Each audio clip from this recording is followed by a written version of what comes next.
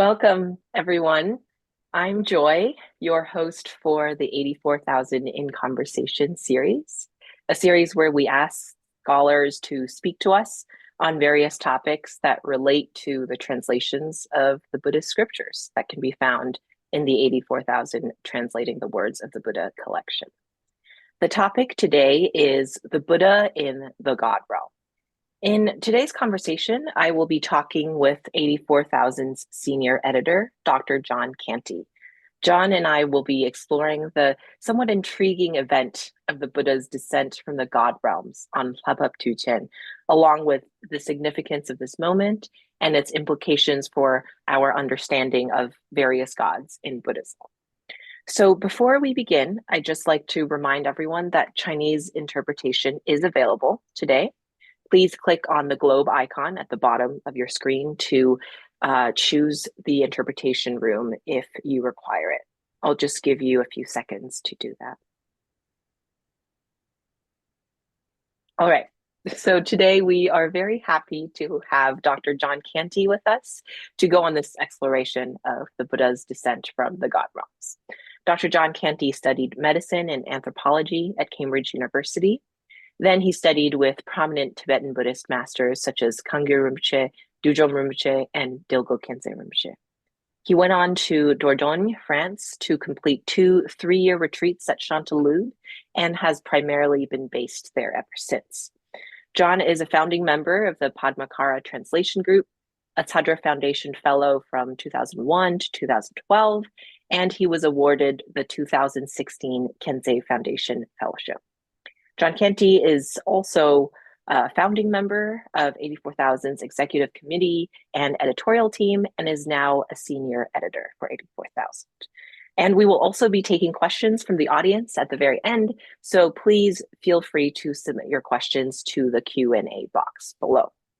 All right, let me bring John in now so that we can start this 84,000 in Conversation event.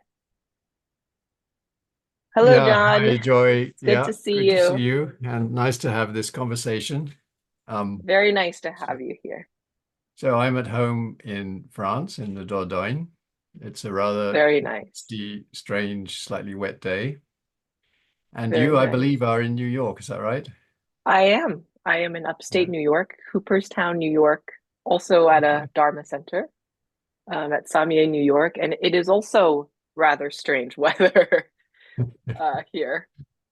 Well, I'm very happy to be speaking to you. And today, the timing of today's conversation is interesting. So today is not actually one of the Tuchens yet, but we are meeting about 2 weeks before one of the most important Buddhist holidays of the year, which is Lhabab Duchen, or the day of the Buddha's descent from the realm of the gods. So to start off, I was wondering, could you remind us briefly of what that story is? What is the story of the Buddha's descent from the God realms, and where did he go? What was he doing there?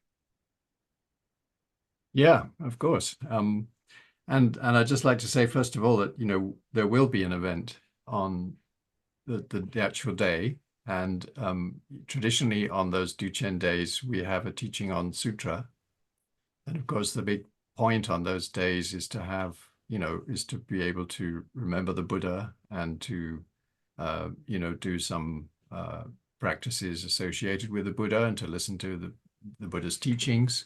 And I believe that it's on the actual event day, which is the 22nd of November, I think, it's going to be Dotoku, who's going to give some teachings on a sutra. I'm not quite sure what it's going to be on yet. But so we're doing a sort of sneaky preview of the events that we commemorate on Lhabab Duchen here. And partly this is because, there isn't a very easy sort of sutra that you can read that just tells the story and explores all around it. We'll come to that a bit later. But just basically to answer your question properly, instead of this little digression, is to say that, so the event is about a time in the Buddha's life, which is said to have been, I think, on in the 7th year after he attained his awakening. And it comes after the time when he had, spent time gathering disciples and establishing the first Sangha, and being met and sponsored by various different patrons, different kings, Prasenajit and Bimbisara in Magadha. And he had performed what is commemorated in one of the other Duchens, which is the miracle, the great miracles of Shravasti, in which he had sort of had a contest of miraculous powers with the so-called 6 Tirthaka teachers, who were sort of annoyed that he was around and teaching, and there was sort of rivalry going on. And he kind of subjugated them with the miracles of Shravasti. And it was apparently fairly shortly afterwards that this event happened. And it was in the summer retreat during the monsoon season in India, when the monks retire into retreat so that they're not moving around at a potentially dangerous time. And again, I should just mention, we've just published, I don't think it's actually been announced yet, we've just published one of the chapters from the Vinaya that deal with the rules and the reasons for the rules around the rains retreats, which is very interesting, kind of gives the reasons for it. That's just by the way, and we'll put the link in the notes afterwards. So interestingly, the Buddha's life is set out a little bit in terms of where he spent the rains retreat in every year of the years that he was active. And it seems that for this particular year, the 7th year, he had decided to go to spend his rains retreat in the God realms, which is, strange. And a big international trip, if you will. That's right. That's right. We can't say that this is the first time he'd been sort of outside the human realm, outside Magadha, but it's the sort of commemoration of this that we're talking about here. And he, again, I'll come to this later, but one of the interesting things in one of the accounts is that he might have, it seems that he might have been a little bit, I won't say fed up, that's not probably the right word, but it was a time when a lot of people were coming to the retreat, to the rains retreat, and giving, they were patrons and they were making offerings, and it was kind of disturbing for the monks. And I think, according to one text anyway, one of the reasons the Buddha wanted to go was to kind of create a space for the retreat to happen properly, probably not just for himself. I don't think he was subject to being distracted by these things, but especially for the monks in Shravasti. So, but his main reason, according to most of the texts, was that he wanted to give teachings to his mother.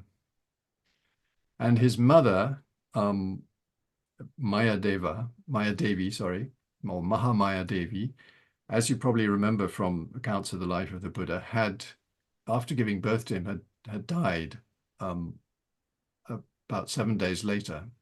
And after that, he had been brought up by his aunt, his mother's sister, Mahaprajapati.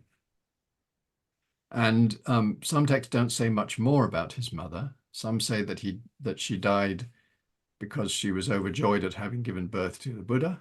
Some people say that it's normal for the Buddha's mother to die soon afterwards because it's impossible that a womb that has held and given birth to the Buddha could ever be, could ever house an ordinary person.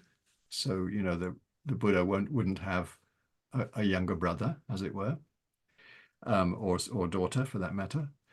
And yeah, it's not it's not very clear. But anyway, it's just said that she died and she was reborn as a god. And again, there are different accounts. There are some texts that say that she was reborn in the Tuṣita heaven. And there are other ones that say she was reborn in the heaven of the 33 or the Trayastriṃśa god realm. So these are, these are god realms. It's important to distinguish. These are god realms, we're not talking about Buddha fields here. And but the Buddha's mother, presumably a very special person, having had that sort of karma, had been born as some people just say that this was still sort of Māyādevī, and other texts seem to say that she'd been reborn, especially the ones that say she was reborn in Tuṣita, say that she had been reborn as a male god called Mahadeva Putra. So I couldn't actually find the sources for that second opinion. And most of the texts that we have in Tibetan, at least, just talk about her being in the Trayastriṃśa, having been reborn in the Trayastriṃśa Heaven, more or less as her own sort of identity. So he wanted to go and teach her so that she would benefit from his teachings and, be liberated and eventually attain awakening herself. And so he spent, some people say 3 months in the Trayastriṃśa god realm. Even the ones that say that she had been reborn in Tuṣita say that she would have come down to the Trayastriṃśa. And we'll talk about that in a minute. There are these different levels of god realms, which belong to different sort of major realms. So let's not get into that detail right now. But anyway, so the Buddha was there teaching, and again, there are different accounts. Some people, according to the Theravada tradition, this is where he was teaching the Abhidharma. He was teaching the Abhidharma to his mother, and then again, these same accounts say that every day or at regular intervals, he would come back to the human realm, perhaps not Jambudvipa, but one of the other continents, and give the teachings to, at least a summary of the teachings to Shariputra, his disciple, who was renowned as the person who later was renowned as the person who was expert in the Abhidharma. Most of the Mahayana traditions don't say that, and we don't hear what he was teaching to his mother. And the interesting thing is that the Abhidharma in the Theravada tradition is considered Buddha Vachana, the word of the Buddha, and is considered, as part of the Tripitaka that holds the actual teachings of the Buddha. Whereas in the Tibetan tradition, of course, we find the Abhidharma texts in the Tenjo. So these are the teachings of the great masters of India. And of course, among the very earliest, but they're still classified as treatises and not the word of the Buddha. So, so that's the sort of background. And then the stories say that back on Earth, or back on Jambudvipa, back in the human realm in Shravasti, the monks who were in their summer retreat were getting a little bit restive and saying, the Buddha's gone, we haven't seen him for really a long time, we really miss him. It's not so inspiring for him not to be here, is there some way we can ask him to come back? I don't know, it doesn't actually say so in the text, but one wonders that they might be worried, was he actually going to come back? There was no, he hadn't sort of left any guarantee that he would. So they go to Moggallana, who, of course, one of the main disciples and especially renowned for his great powers, his sort of supernatural powers. But he was also one of the leaders. And he's the person who's kind of teaching them and leading them while they're all in retreat. And they say to him, we are, really missing the Buddha. Can you ask him to come back? And can you go to him and can you say, they even say exactly what he should say. He should start by asking him, how is he? And is he well? And is he feeling okay? And is he being able to teach well? Very polite. They don't want to sort of just say, hey, come back, So Right, right. Very tactful. That's right. It's very diplomatic. It's quite cute in a way, the story. And so anyway, to cut a long story short, there's all these repetitions of what he should say. And Moggalāyana sort of withdraws and he does whatever it is he needs to do to travel. So, using his powers of concentration and some, they even talk about some movements that he does that allow him to disappear from Shravasti and to reappear in an instant in the God realms, in the Trayastriṃśa God realms. And he does that, and he sees the Buddha teaching, surrounded by not only gods, actually, but by monks who seem to be there, which again is a bit of a mystery in the story. And the Buddha, of course, knows that he's come, and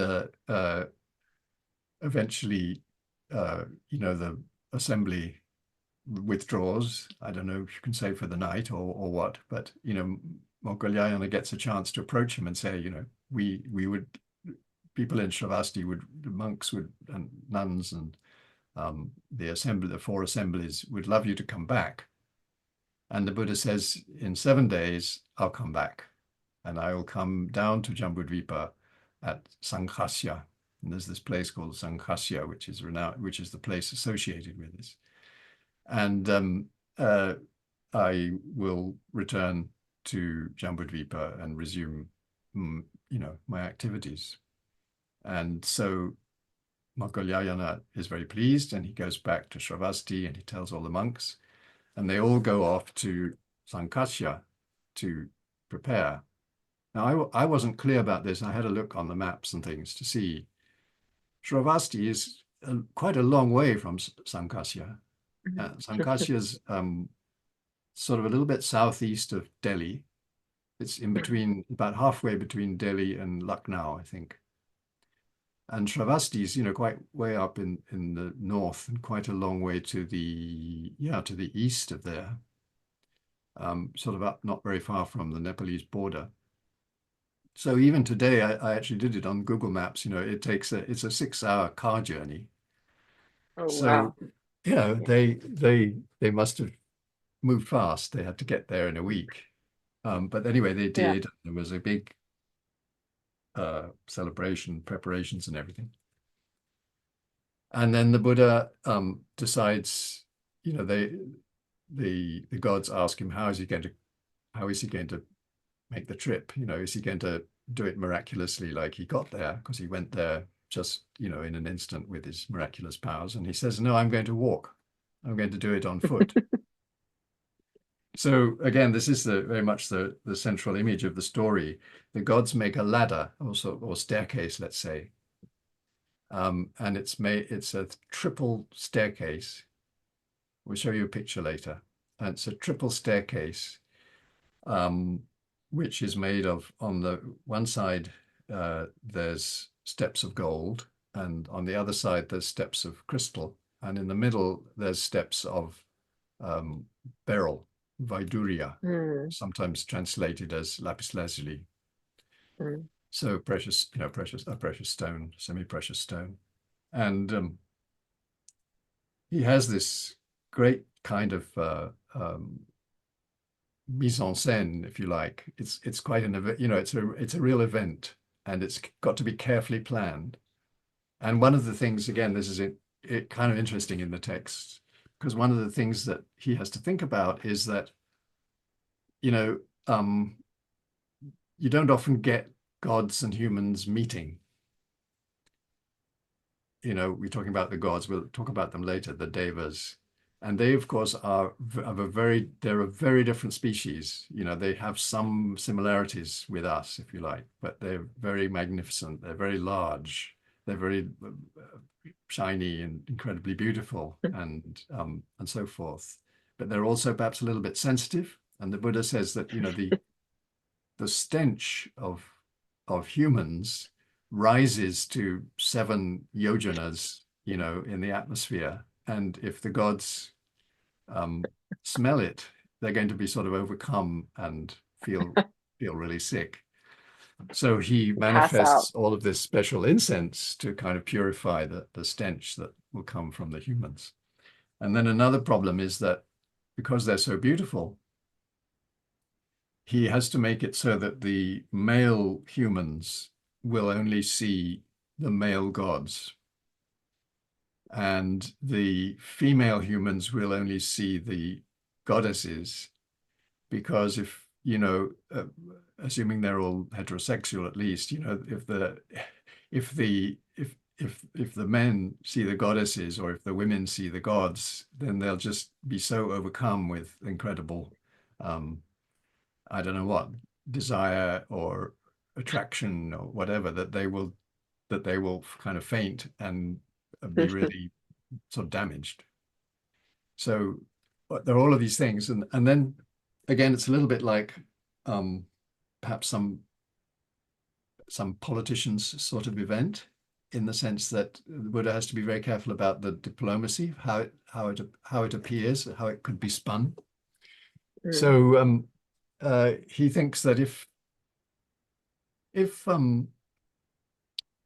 he actually comes down the steps on foot, then some of his critics will say that, you know, he went to the God realms using his supernatural powers, but because he's been there too long, he's sort of lost his powers, and so he had to come back on foot instead of miraculously. But if he comes back miraculously without using the steps, then he's wasted all the effort that the gods have put into making the steps in the first place. So so he actually does a sort of half and half. He comes down the stairs, but he's not quite treading on the steps. He's sort of floating a little bit above them, or maybe he's sometimes stepping on them and sometimes sort of hovering above them. You know, so there's all these interesting details about the event. And then, you know, as you can imagine, there's this huge crowd of people gathered to receive him in the human realm, and there's various events of people struggling to be, you know, in first place and at the front, and so forth. And some people who decide to give it a miss. We'll talk about that later if we have time. And some people who sort of push themselves forward and get a little bit rebuked for it. But again, let's miss on those details just for now. Otherwise, we won't get through the you know, through the rest of the story. So this is the event that is celebrated, and it, as I say, it happens in this place called Saṃkāśya, which is now one of the pilgrimage places in India that people go to, associated with the Buddha. I haven't been there myself, but I have friends who've been there, and they say there's, you know, there's not a great deal to see. There's some stupas, I think, and there may be a couple of monasteries now. I think it's been, you know, developed a little bit as a kind of place to receive pilgrims. But it's a place that, you know, many people have not really heard of and have never visited. It's not quite like, you know, Bodh Gaya or Shravasti or Sarnath and some of those places. But yeah, so that's, you know, that's the basic story, and there are some details, but that's you know, it was obviously a major event. Right. Thank you so much for telling us that story. It certainly is a story that has a lot of very complex elements to it. So, okay, so you've just told us the story of what this descent from the heavens or the God realms is, and why the Buddha was supposedly away, and the spectacle of him coming back to the human realm. Can you briefly touch upon where in the Buddhist canon, or perhaps it's extra canonical, but where do we find accounts that relate to this specific incident? Where in the literature is it? Yeah, this was a big puzzle for me too, and it was hard to find out. But in the end, it seems that in the uh, Kangyur, it comes in the literature of the Vinaya, especially. Mm-hmm. So as you know, the Vinaya literature that we have in Tibetan is an extraordinarily rich. It's like a kind of canon in itself, and it contains lots and lots of really interesting narratives and stories, and even some sutras have been sort of incorporated into it that don't occur as standalones in the Tibetan translation, at least. And this is the Vinaya of the Mulasavastivadin school, which was one of the, let's say, the 18 schools that developed in India as time went on, sometimes called Nikayas. And, there's a lot of different lists and classifications and stories about them, but this is one of the main ones, and it has the longest and most detailed literature. And some of it exists in Chinese, some of it has been found in Sanskrit, but it doesn't exist in Pali.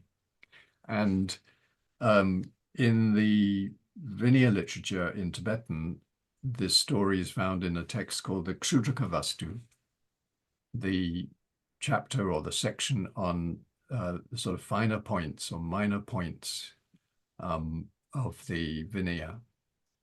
And I was hoping that this year we might be able to read it and have it, actually go through it, the story, blow by blow.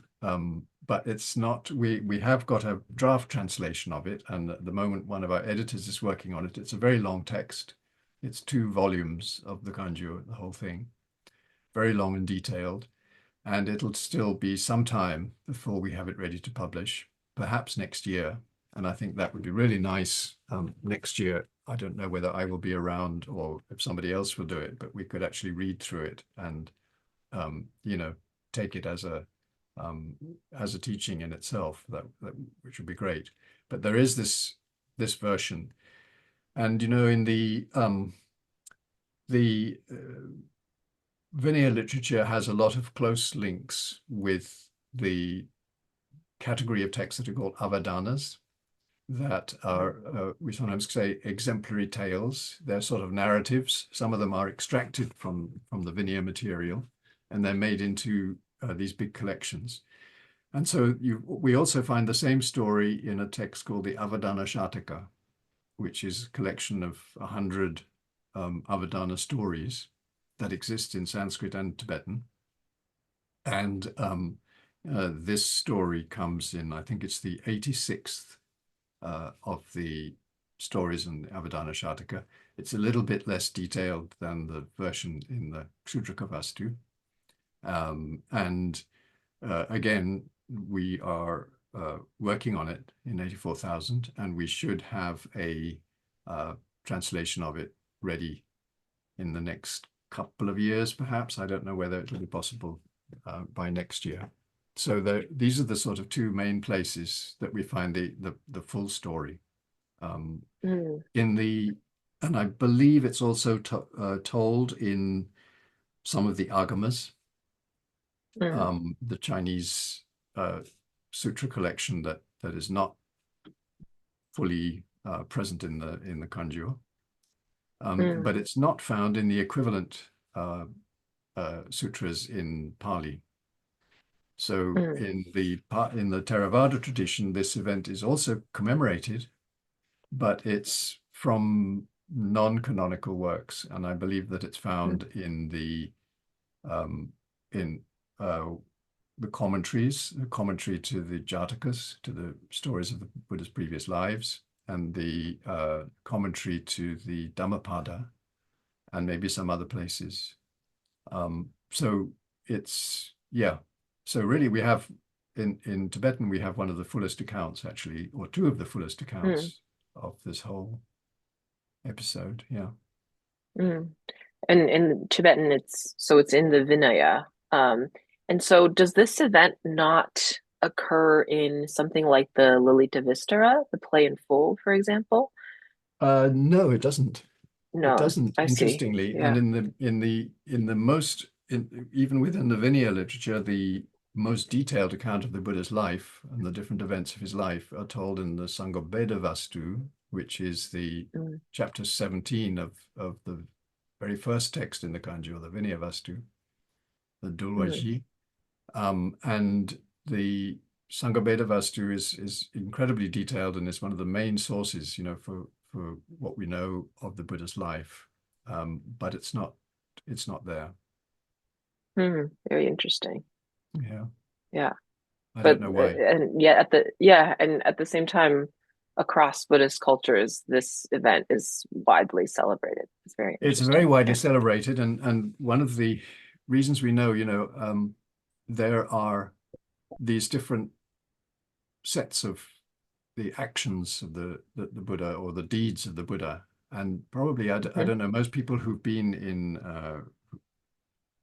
been in a Dharma center and done prayers and practices maybe have some memory of reciting a text by Acharya Sura Lopan, which is celebrates the 12 acts of the Buddha, Zepachuni, and it's not included in the usual set of 12 actions of the Buddha. But it is included in a list of 10 important things that not only the Buddha did, but that all Buddhas do. And Joy and I were talking yesterday, and I still hadn't found this list. And I have now actually found it. It's in the Vaishāja Vastu, another Vinaya text, and some of the other Vinaya texts. And I will put in well, let's do that now. I'll put in Sure. I can share my screen. Yes, please do.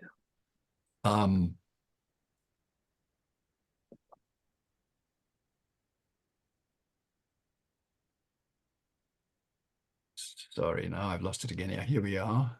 No worry.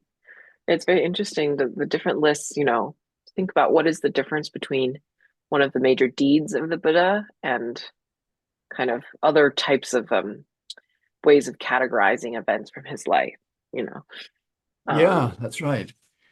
So I don't know whether you can see this. This is the Vaishāja Vastu, the chapter on medicines from the so we'll put the link in the notes later so that people can see the well, I can put this in the chat so that people can see the text for themselves and see the context. But this is a recurring theme that says that all Buddhas in their lifetime, they go through these 10 different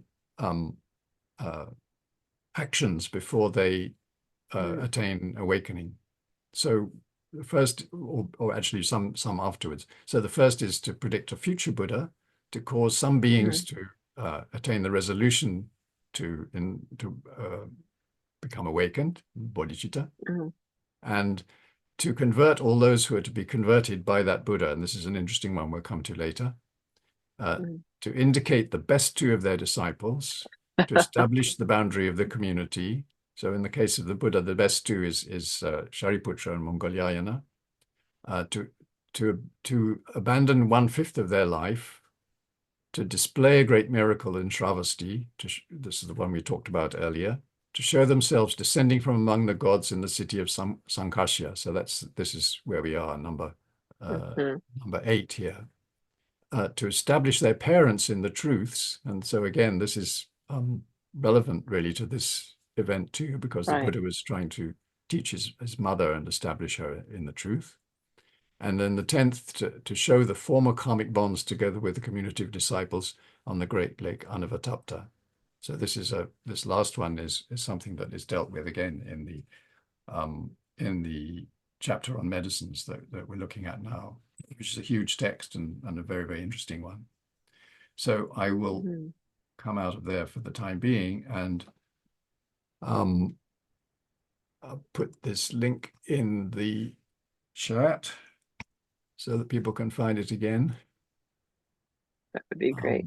It's a very interesting list. It is. Some items in that list, you know, seem very general and universally applicable. You know, that a Buddha, you know, is someone who will give a prophecy of someone else's Buddhahood and all those different types of things. But then a few of those are very specific to the Buddha Shakyamuni. You know, it's sort of like he will perform miracles at Travesty. You know, it's very he will come down from the celestial realms, and this, you know, in what is it, Saṃkāśya, in this other city. It's very strange. Yeah. I mean, I suppose one could say that perhaps in the case of other Buddhas, maybe the names of the places will be slightly different, but there is this idea throughout the canonical text that all of the Buddhas kind of go through the same, you know, the same things, and it's, again, the same thing is said more or less for the set of 12 actions, that these are kind of just integral parts of what it means to be a Buddha anywhere, and that you know, that they've been done countless times by previous Buddhas, and they will be done countless times by future Buddhas, and they're being done countless times by Buddhas in the present in other universes. So yeah, it is intriguing. It's very interesting. Yeah, and it really makes us, I think this is a good transition to the next thing I wanted to ask you, because it really, a list like that really forces you to think about what an act such as descending from the celestial realms really means, right? Because if it's a quality of any Buddha, it can't just mean literally descending from, you know, a god realm at this specific city. I think it must have meaning or significance that transcends just that act, perhaps. But anyway, this brings us to the question of significance. You know, I wanted to ask you, you've told us the story, but why do you think his descent is such an important event? You know, the other 2 days that are celebrated in Tibetan Buddhism are in some ways more straightforward in terms of why they're important, right? You know, we have the day that celebrates the birth, the parinirvana, and the enlightenment of the Buddha. We have a day that celebrates when he gave his first teaching. Those are all very obvious in terms of their significance. So what makes his descent from the God realm, that specific incident where he went to teach his mother and then came back, what makes that event as important as, say, the first time the Buddha gives a sermon? Yeah, what do you think? I think it's a very good question, and I'm afraid I don't have a definitive answer. But what I do think is interesting is that the event that's commemorated seems to be not his being in the Trayastriṃśa God realm, the heaven of the 33, to teach his mother, but that his return, his descent. You know, in Tibetan we say Lhabab Düchen. His coming down, in the expression in Sanskrit is Devavatara, which is, you know, like many Sanskrit compounds, is possible to interpret in different ways, but it seems to universally apply to the actual descent from the God realms rather than anything else. And you know, this is the again. We could have a look at that image, but this is the well, let's do that actually. Sure. If I can find it. Yeah. Is that visible? Yeah. Yes. So here we can see the Buddha coming down from the Trāyastriṃśa Heaven, and you can see the triple staircase behind him. And he's coming down, you can see on the top right was presumably a depiction of him teaching in the God realm. And then here he is, he's come sort of 2/3 of the way down, and he's got monks in front of him on both sides, but he's also got the gods and the goddesses. So I think it says on his right is Brahmā, the god from the highest, of the form realms, who is there with his, you can see he's got three faces, and he's got a sort of a gold-colored body. And I think he's accompanied by what's probably a goddess holding a wheel. And then on the other side, I don't know, it should in theory be Śakra, or the kind of Buddhist equivalent of Indra, who is the god of the Trāyastriṃśa Heaven, the heaven of the 33, again with other gods. And he's coming down, and then there's this whole crowd down at the bottom who are waiting to receive him with lots of fanfare and holding up offerings and greetings of various kinds and flowers and so forth. So this is the classic image that there are hundreds and hundreds of tankas like this, and not only Tibetan tankas, but there are images of all kinds from the different Buddhist traditions, paintings and sculptures and so forth. And I was going to show you another one.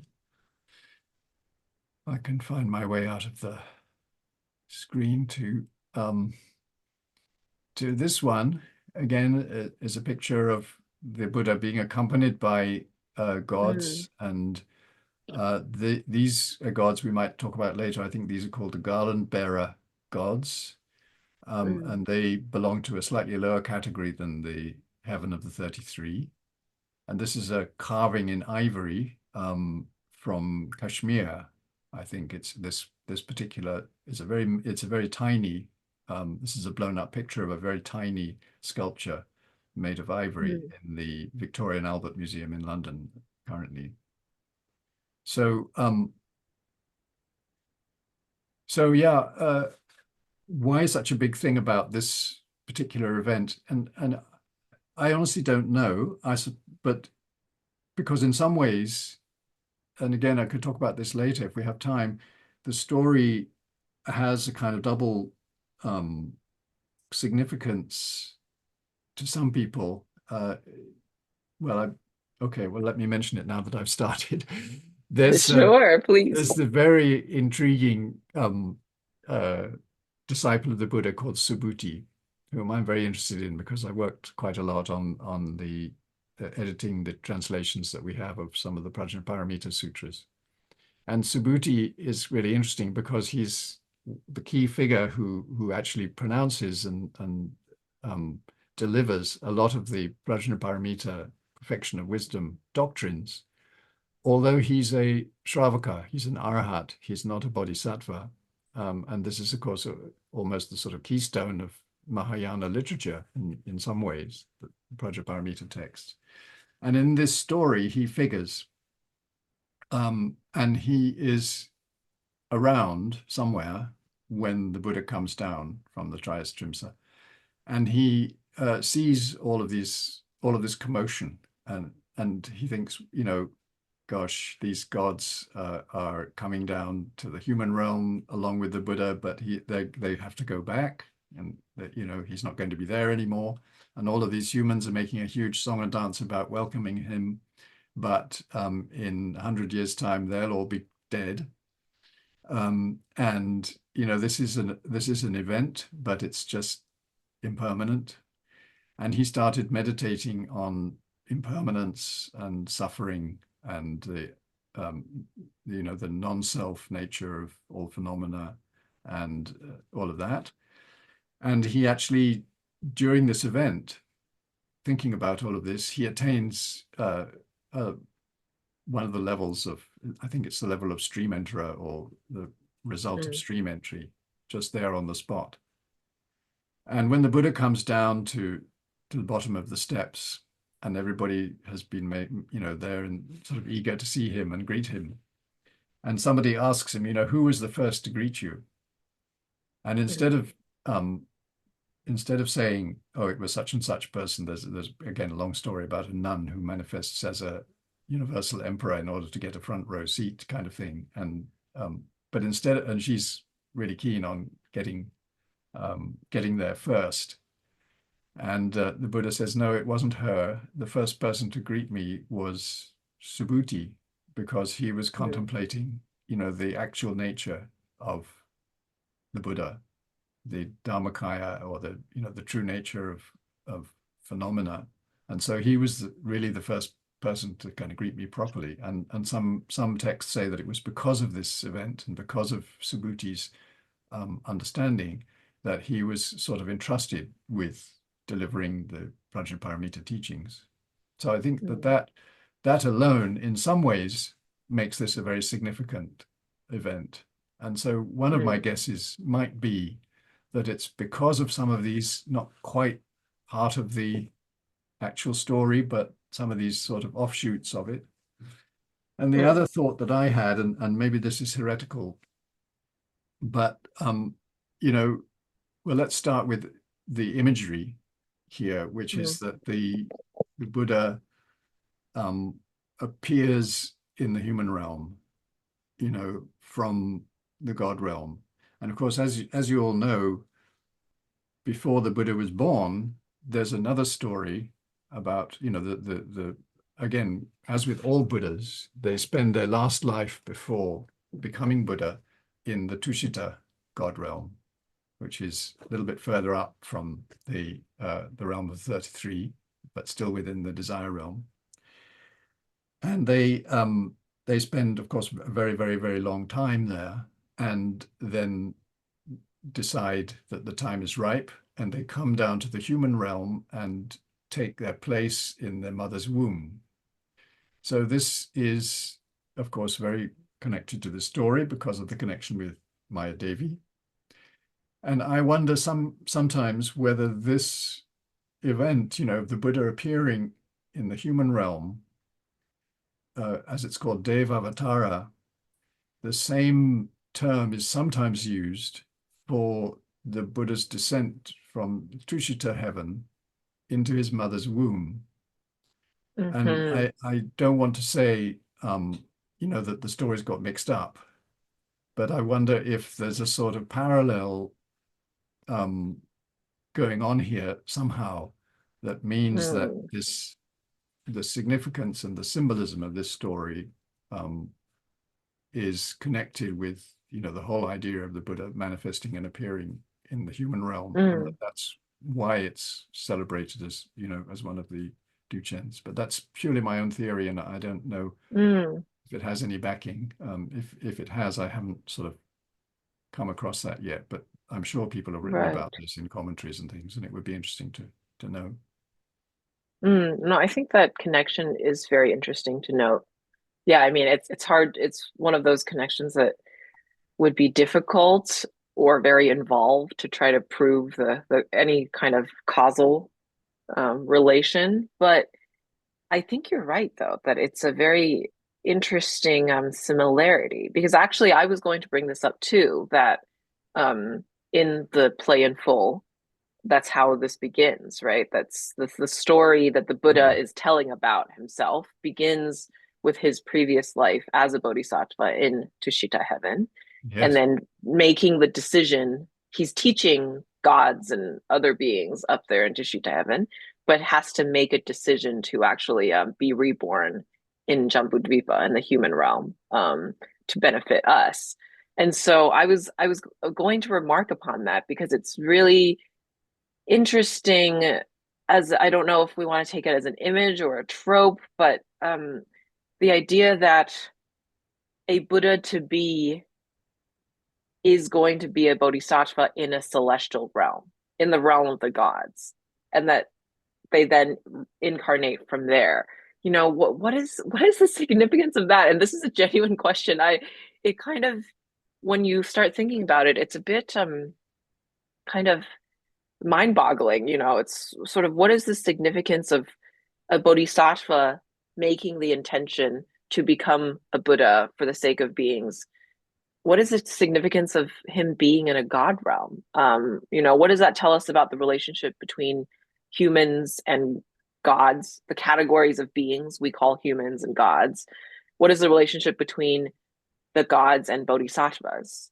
It's kind of, Yeah, yeah, it's very strange because sometimes in some descriptions of some of these gods, you almost feel like the texts are describing bodhisattvas of a certain level, at least. Um, yeah, and, yeah. and yet they have these different labels. I don't know. What do you make Well, of this? I think you're absolutely right. I mean, it's a very intriguing subject, and again, I think anybody who's been in a Dharma center and done some sort of basic Dharma study from the traditional point of view will have been told, the gods that are these are the long-lived gods, and they are one of the eight unfortunate or the eight Right. states that one could find oneself in that lack the freedom to practice the path properly. Right. So, oh no, I don't want to be a god, sort of thing, is an important, it's obviously a very important teaching. We're not aiming to have the splendor and glory and incredibly long life and amazing enjoyments that are available in the God realms.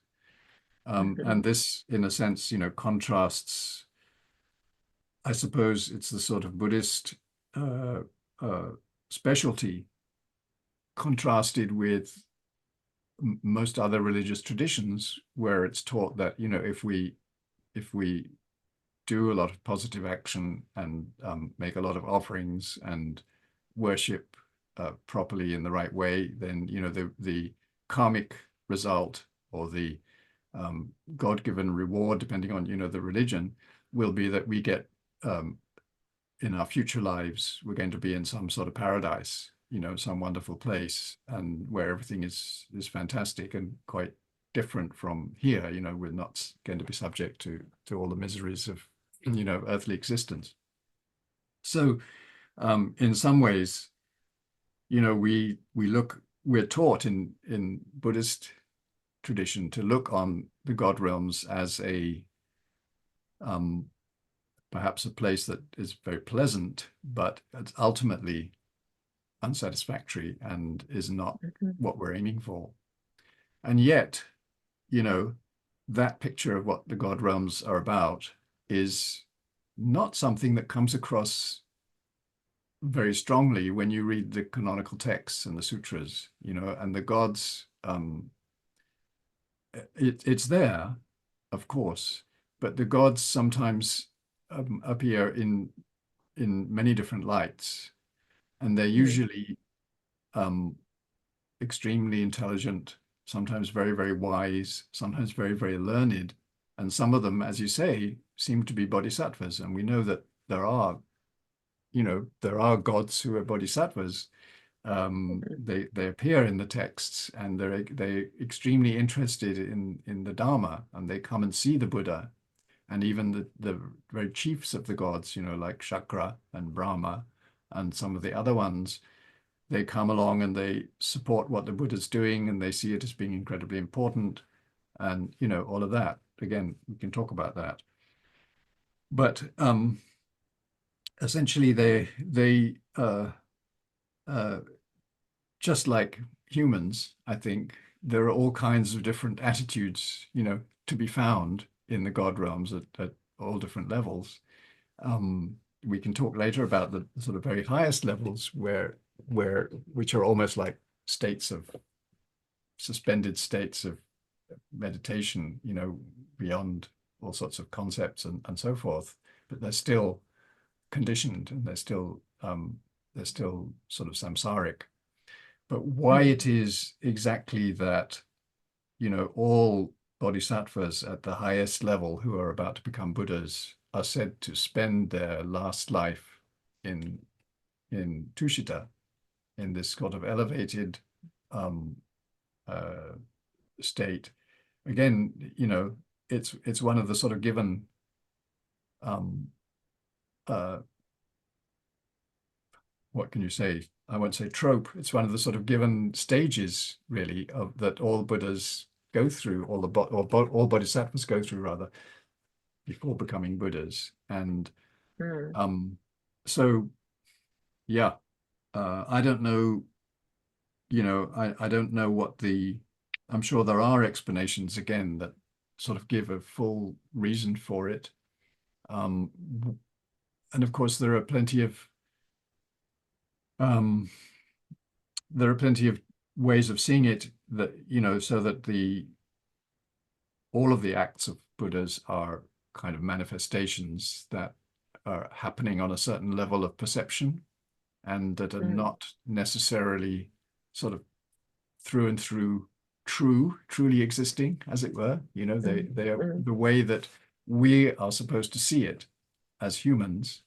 So I wonder if there's a kind of element of the fact that as human beings trying to understand and fathom the Dharma that has been presented to us as humans, that we see these things from a certain perspective, that is human oriented, that we don't have access to the Buddha until he comes down to earth and goes through these activities of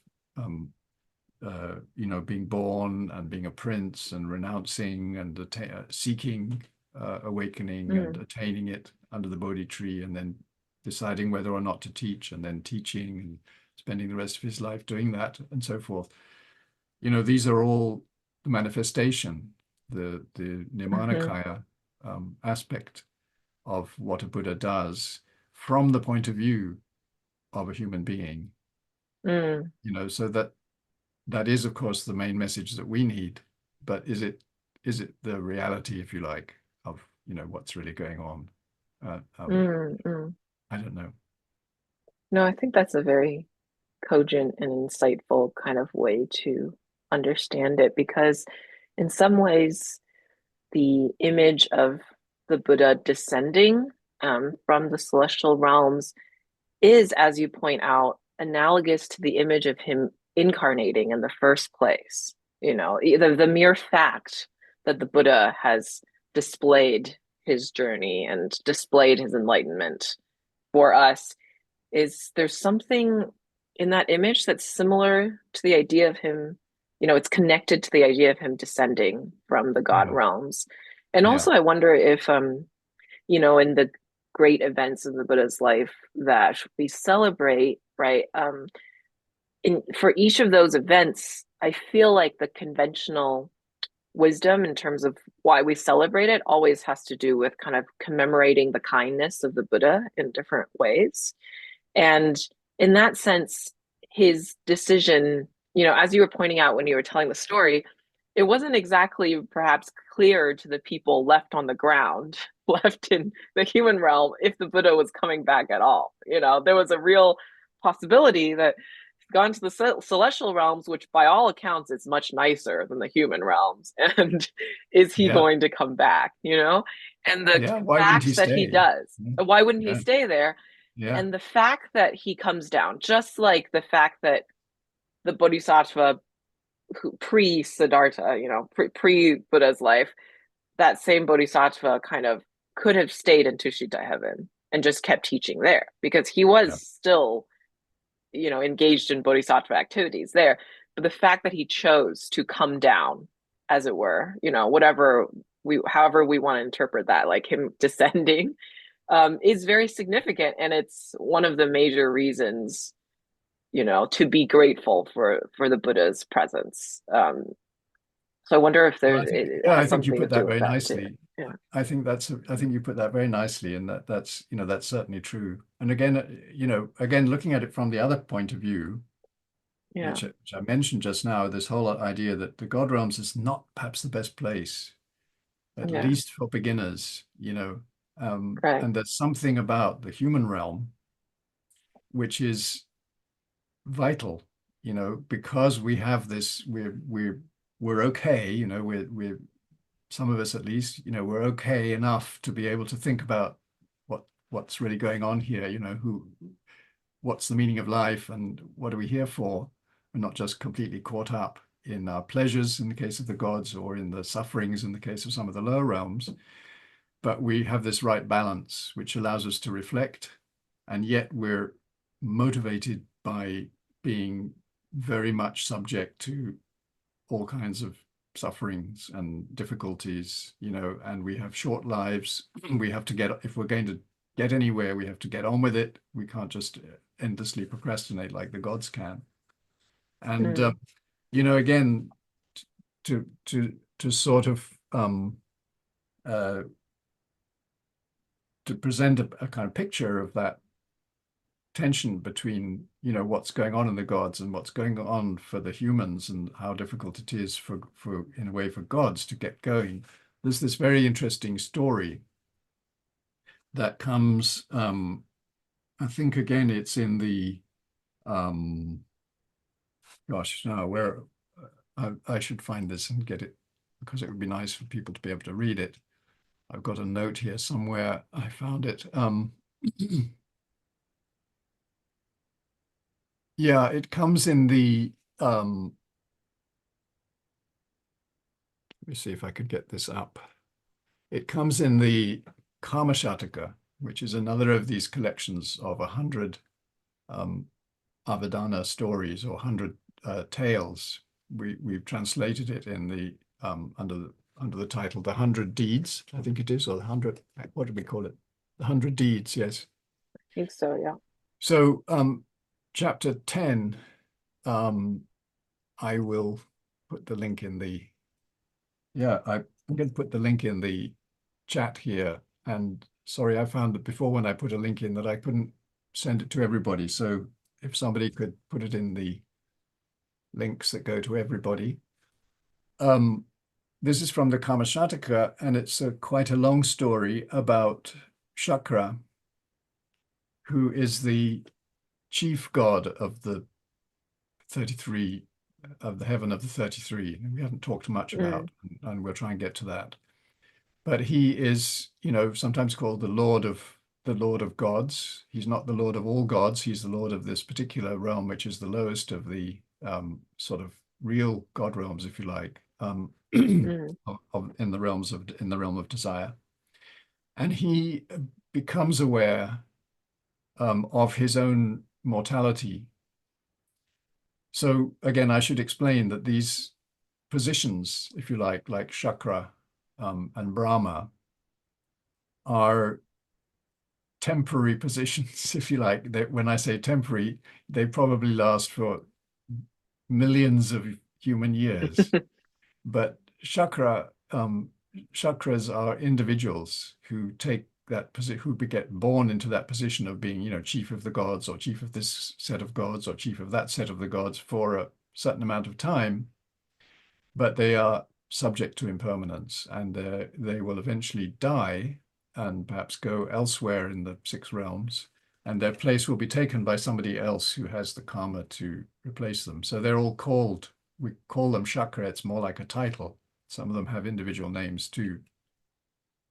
And anyway, about the same time, according to this version of the story that that I mentioned in the Karma-shataka, chapter 10, Śakra becomes aware that he's going to die at about the same time as the Buddha Shakyamuni is about to come down to the human realm into his mother's womb and to manifest as the Buddha.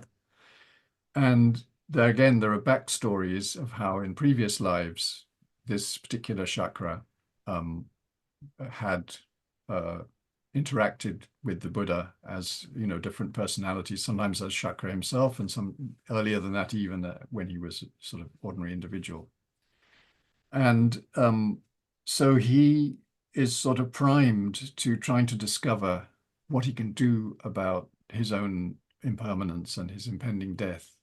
And so that's one of the reasons why he's really interested in the Buddha making it, the Buddha, you know, succeeding in being born, living his life as a prince, renouncing, becoming awakened, and giving the teachings, which is a kind of really strong recurring theme in the story of the Buddha. You know, how Śakra keeps coming along and intervening and trying to help.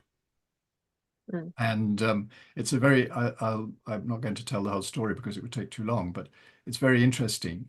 And we see Śakra as a result, because he gets help and he's told that he has to follow the Buddha's teaching and sort of become his disciple, and he can actually end up attaining some level of, being either an arhat or a bodhisattva, and he will be liberated from, the suffering of rebirth and of dying and rebirth and so forth.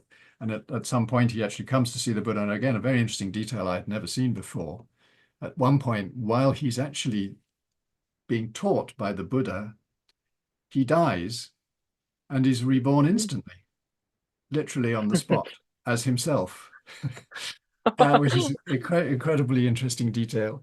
And he becomes, again, a stream enterer and attains, quite a high level of realization.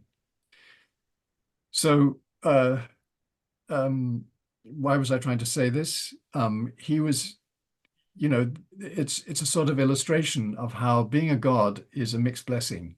It's great as long as it lasts, and then it's not, Right. because it's too late, and you haven't, unless you're kind of a little bit exceptional, you haven't spent your life seeking awakening. But on the other hand, and again, this is very interesting, those gods that the Buddha is said to have been teaching while he was in Trayastriṃśa teaching his mother, he was teaching not only his mother, but, a big assembly of gods. And they are all said in the story to be rebirths of people who had been his students and his disciples. Right. And so, there's this sort of two-way thing going on, that it's no good being reborn as a god because you could easily get distracted. But if you are a human and practicing really well, then you can get reborn as a god and continue your practice. So it may not be the best option for most of us. And it may even be a dangerous option, but it happens. Right. Yeah, this is a question we don't have time to get into, but it makes me think about, what is the difference between someone being reborn in a God realm, right, after their passing because of their close association with the Buddha and other good karma that they've accumulated, versus someone being reborn in a Buddha realm, because of the same reasons, kind of. But we don't really have time to get into that because Pure Lands and Buddha realms is a whole other topic. Well, again, it's a very big question. And I think that very often you can see the parallels between the descriptions of the God realms and the Buddha fields. And, obviously, there's a little bit the same model, sort of idealized place. But in the case of the Buddha fields, everything is geared towards the Dharma. In the case of the God realms, it's a little bit less so, but again, compared to what you sort of read in the sort of basic instructions of don't try and become a god, one of the things in the God realms is that there are constant reminders that we should all, remember impermanence, and we should all try and not get caught up in the pleasures or the fears. One of the things in the God realms is that they're going to be attacked by the asuras who are always against them, and they have these battles.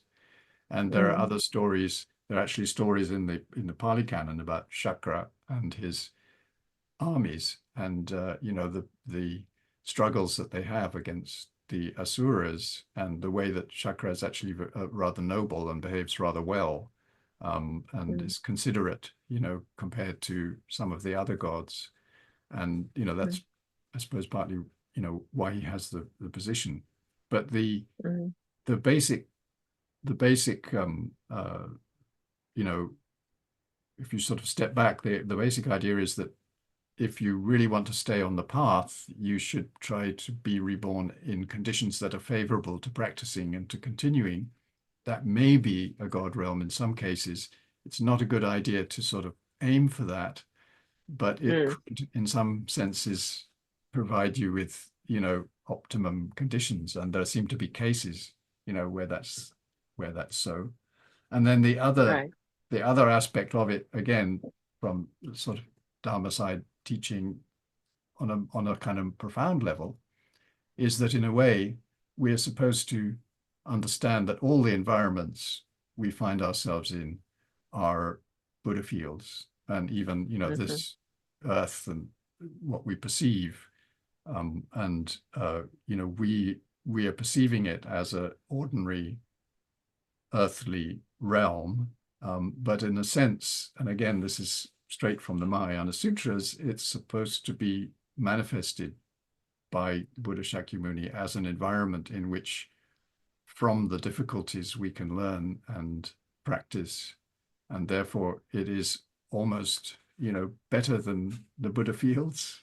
It is a Buddha field, but it's a particular kind of Buddha field, and in the same way you could say that the God realms which belong to the same universe are also places where most of the beings might have a perception of them being God realms, but they are also in a Buddha field manifested by the Buddhas in order to allow beings to attain awakening.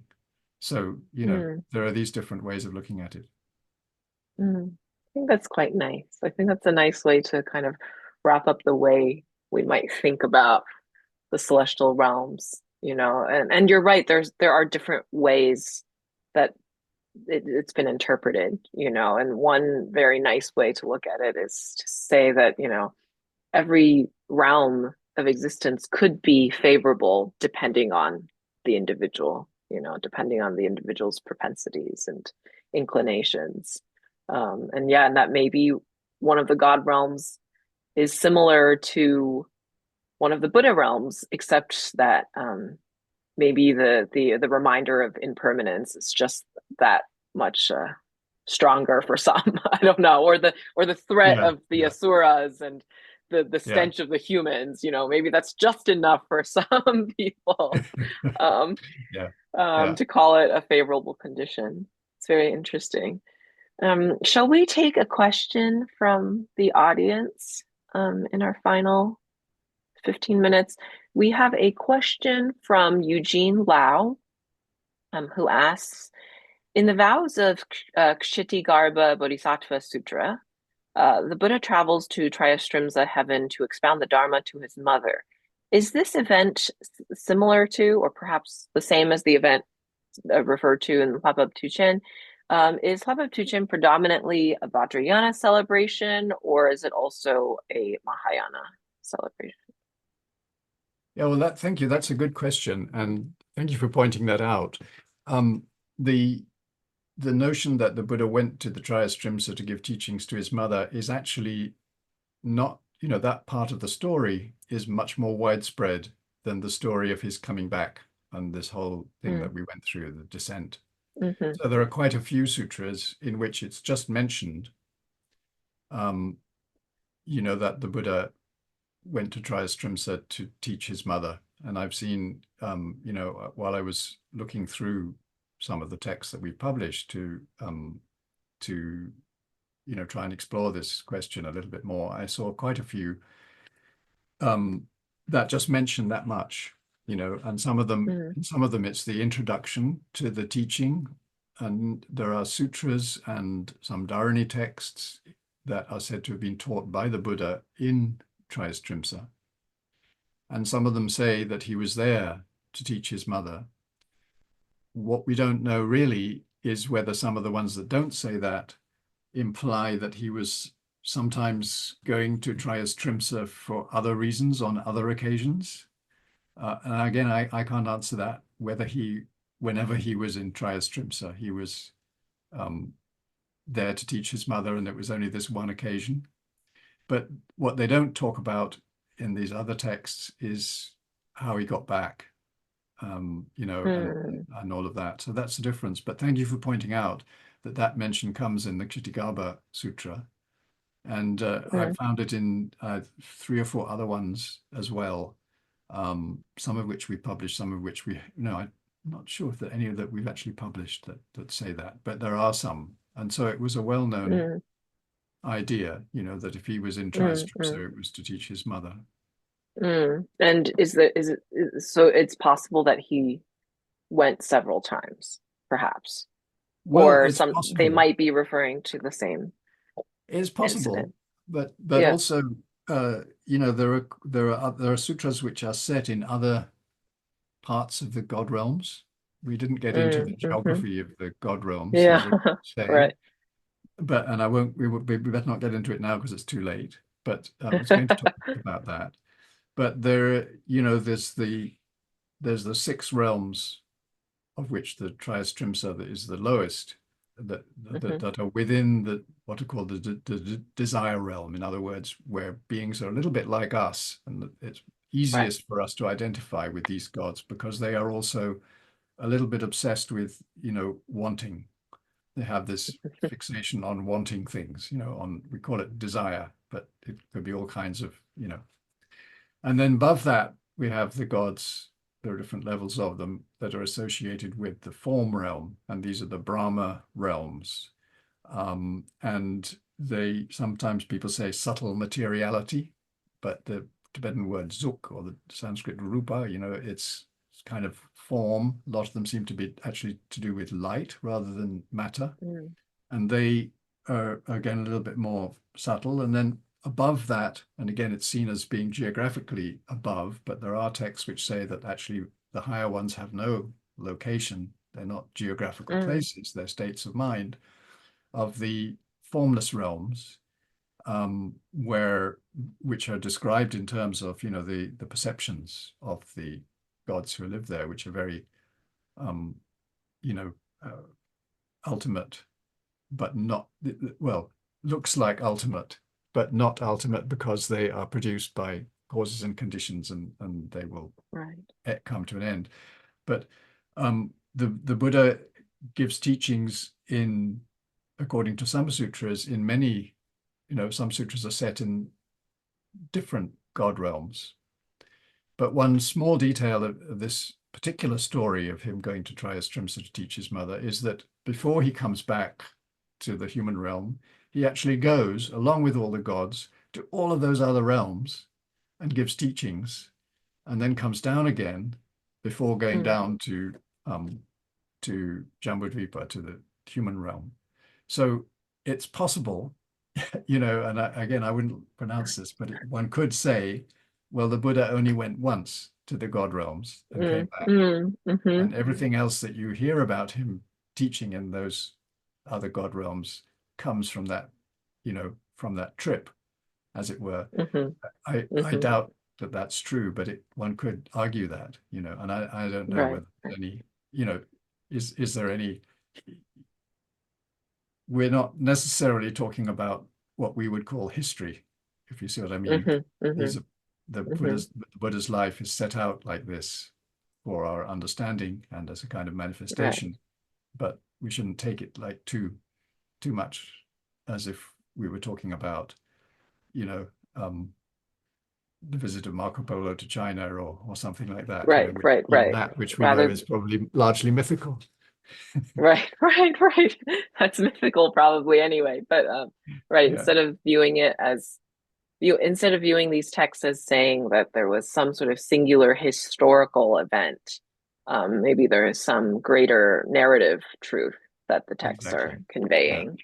And maybe the Buddha went to the God realms more than once to teach his mother. We don't really know, but the event that Lhabab Düchen celebrates is sort of generally understood to be the first time the Buddha goes up to the God realms to teach his mother and then comes back down. That's sort of what's being celebrated. And there's a lot that could be read into that, I suppose, ideas of kind of filial duty, sort of repaying his mother's kindness, of using that opportunity to teach the other gods, coming down in a display again of some sort of supernatural power as well, for the benefit of perhaps some beings, but not all. And, there's a lot that could be read into it. You know, in the set of 10 actions that we showed earlier, Yeah, one of them, as I said at the time, is establishing his parents in the that's truth. right. So that That's was an right. important Yeah. part. And there's another one about how he went back to see his father after he was awakened. Mm, The mm, meeting of the father and son, and how he established right. his father in the teaching. So this is the part Right. to do with his mother. So that's another act in this, you know, closely related. And then one of the Right. other ones is a very interesting one. It's about how um, and it's one of the reasons why he finally decides to teach when he's awakened and he's not sure whether he's going to actually try and formulate what he's discovered, you know, the profound nature of what he's discovered about the mind, about phenomena, about the world and everything. And it is the gods who see that he might not, Śakra and Brahmā in particular. And first of all, Brahmā comes along and tries to persuade him to teach, and you know, supplicates him, implores him to teach. And then the Buddha still stays silent. So Brahmā goes to see Śakra and says, "Look, we should both go and try again." And Brahmā and Śakra both come together and they do it. And then this is all in the play in full in the Lalita Vistara. And then still the Buddha stays silent. And then Brahmā comes back by himself and does it even more, you know, again, imploring the Buddha to teach. So that these gods have played an incredibly important role in getting the Buddha to decide to teach. And one of the things that the Buddha, that sort of makes the Buddha decide, is when he thinks that, again, one of these 10 actions, that there are beings he's supposed to benefit. And if he goes away without having benefited them, he hasn't done his job. And the idea here is that there are beings are roughly, in any appearance of any particular Buddha, beings are divided into 3. There are those who will benefit whether he is there or not, because they're already Mhm. quite advanced. There are those who are hopeless, and even with a Buddha there, they're not going to make any progress on the path. And in the middle, there are those who will benefit if he actually teaches and Mm, manifests as a Buddha. And so that idea is one of the things that makes him say, okay, you know, I really have to get on with it and find mhm, ways, even though it's sort of impossible. I have to find ways to mm, formulate this inexpressible truth to mm, those beings who will be receptive to it and who are present now, you know, whether it's on the earth or in the God realms or wherever else they are, you know. So this is what he's doing with all of these things. He's taking care of his parents because they are among these beings. He's going to the God realms where some of the people that he's already started on the path have been reborn and need to be, you know, they need follow up to be able to really make yeah. it. Yeah. He's coming Mm, back because there are plenty more here down in Jambudvipa who need it. And then, of course, while mm, he's active in Jambudvipa, there are a lot of stories again in the sutras about the gods coming back, coming down to visit him and to take teachings from him, to make sure everything's going all right, and so forth. So there's this continuous, you know, movement and exchange between all of the different realms that is really mm, important, so that the Buddha's, you know, activities and for beings can be fulfilled while he's, you know, while he's still alive. mm. Thank you. That's a very actually neat way to wrap up from everything we've been talking about today. Um, to think about the interconnections between the different realms and the Buddha's activities in the different realms as also being reflective of his different activities for just the different types of beings who exist, right? We can understand that in our human realm as well. So thank you so much for the conversation today, John. Well, thank you. As always, it is a great delight for me. Thank you so much for sharing your wisdom with us and For everyone who is listening in and watching today, thank you for joining us. And as John mentioned at the beginning, on the actual Duchen day, on Lhabab Duchen, which is November 22nd, we will be hosting another event. And the Dotuku, Raktrul Rinpoche, will be giving a teaching that day. He will be teaching on the secrets of the Tathagata, with reference to a sutra that 84,000 has translated, The Secrets of the Realized Ones. So please stay tuned, sign up for the 84,000 newsletter if you would like to stay up to date on the latest events and offerings. And we hope to see you on Lhabab Duchen and for all of the rest of our programming this year. Thank you again, John. And thank you to everyone who's watching. Thank you, Joy, for being a great partner in conversation. And I'd just like to say there are many things that we had wanted to say and we didn't get to. There are a lot of references that I would have liked to have given, and we will put them in the notes to the recording of this session, which will probably come out, in a week or two, so that if anybody's really interested in following some of these ideas up, they'll be able to access the relevant material. That's perfect. Yeah, we'll link everything in the description to the video recording. Yeah, great. Well, thank you. Thank you. Thanks for everybody behind the scenes who's done the organizing. It's wonderful. Yes. Yes, to our interpreter, great. to all the organizers. Thank you.